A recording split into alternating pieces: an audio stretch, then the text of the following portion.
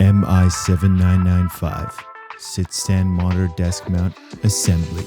Slide the decorative cover onto the pole from the bottom of the pole. Install the adhesive pads on the interior top of the clamp as shown here. Insert the pole into the top of the clamp.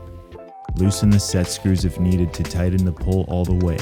Tighten back down to secure the pole in place.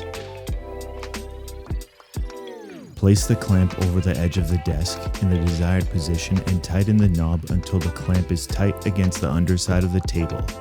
Grommet installation option. Remove the handle from the clamp as shown here by removing the bolt on the end of the clamp handle. Detach the oval plate and remove the hand knob from the bracket. Slide the grommet washer onto the hand knob. Place the pole over the grommet hole and install the grommet handle through the underside of the desk, then tighten the handle until the mount is secure.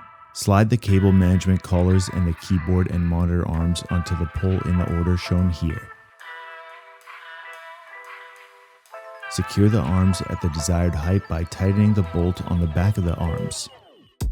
Attach the keyboard tray to the end of the keyboard arm using the bolts from the top and through the tray, then secure them using the nuts. Tighten until secure using the wrench and place the mouse pad on the tray in your preferred position. Select the appropriate mounting bolt and washer for your display's mounting holes. Attach the VESA plate using the selected bolts and tighten until secure. Do not over-tighten. Slide the monitor onto the end of the monitor arm and secure it in place using the thumb screw on the top of the VESA plate as shown. For cable management, remove the cable covers on the underside of the mount arms, then reattach the cable covers with the cables underneath. Gas spring tension may need to be adjusted to suit the weight of the monitors.